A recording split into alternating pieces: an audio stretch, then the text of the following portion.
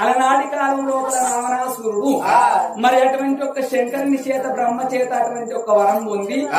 ఆ దేవతలందరినీ ఎట్టివట్టి అటువంటి ఒక రాజ్యం వెళ్తాను. నవగ్రహాలను మెట్టిగట్టైన గాని రాజ్యం వేలిండు.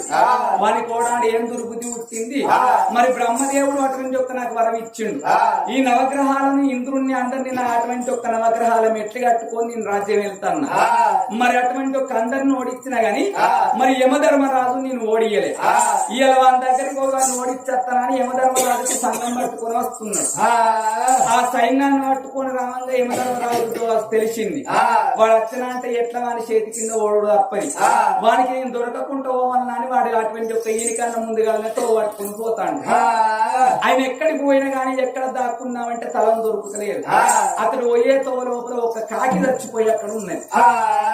ఆ కాకి దగ్గరికి వచ్చిండు. ఈ కాకి లోపల పరకాయ ప్రవేశం చేసి నా జీవనాన్ని కాపాడుకుంటానని అందులోపల ప్రవేశం చేస్తా. పరకాయ ప్రవేశం అంటే పర అంటే ఇతరుడు, ప్రవేశం అంటే ఇతర శరీరంలోకి సొచ్చుట. పరకాయ ప్రవేశం చేస్తానని అతని జీవాన్ని తీసుకొని ఆ కాకి లోపల ఇలవై ఉన్నాడు. ఈ రావణాసురుడు ఎంకలాడింది ఎక్కడ దొరుకులే. కుమ్మరి పురుగు మట్టికి రాలా, ఇయ్యల్ల కాకపోతే రేపు దొరుకుతాడు. చంద్రుడు సరియనాడు కాకపోతే విదేనాడు బయటకు వస్తాడు. తప్పకుండా మంది దొరకబడతా అని దేశకు మరిపోయింది. అప్పుడు అటువంటి ఒక యమధర్మరాజు కాకిలకెళ్ళి బయటకు వచ్చి కాకి నేను ఎక్కడ తరందోక నీకు అటువంటి ఒక నీ శరీరం లోపల దాగున్నా కాబట్టి నీకో దీవెన పెడతాను. నేను ఇంతమంది నరులను గాని అటువంటి ఒక జంతువులను గాని నా చేత యమపాశం వేసి గుంజి నేను ప్రాణం పట్టుకొని పోతా. కానీ నీకు సావు అనేది మాత్రం ఉండదు.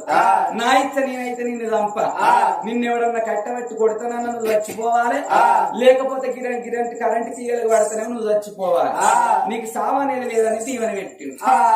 మళ్ళొక్క దీవెన ఏం పెట్టిండు, ఎవరైనా గాని అటువంటి ఒక్క తల్లిదండ్రులు చచ్చిపోతే కన్న కొడుకు ఎవరైతే పిండ ప్రదానం చేసి పిట్టకి పెడతారో అప్పుడు పోయి నువ్వు ఆ పిండాన్ని ముట్టి కాకి అటువంటి ఒక్క నువ్వైతే అన్నం తింటావో వాళ్ళ జీవాత్మ సక్కంగా స్వర్గలోకం పోవాలి, యమలోకం రావద్దని కాకి దీవెన పెట్టింది.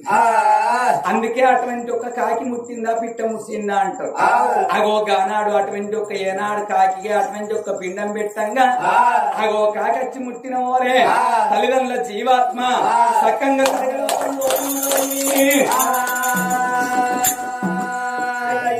వాళ్ళ తల్లిదండ్రుల జీవాత్మ ఎట్లా సర్గం పోయిందో ఈ చచ్చిపోయిన లింగన్న జీవాత్మ అట్లా సర్గలోకం అందాలి.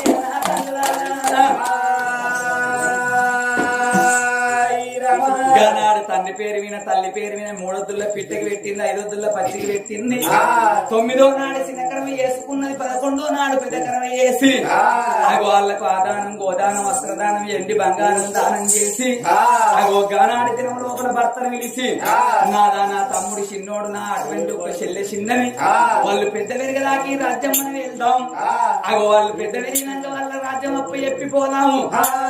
మన రాజ్యాన్ని అయినా గాని సుంకరి మల్లయ్య చేతిలో పెట్టమన్నోనే అగో చేసుకున్న భర్తేమో సుంకరి మల్లయ్య చేతిలో పెట్టిండు.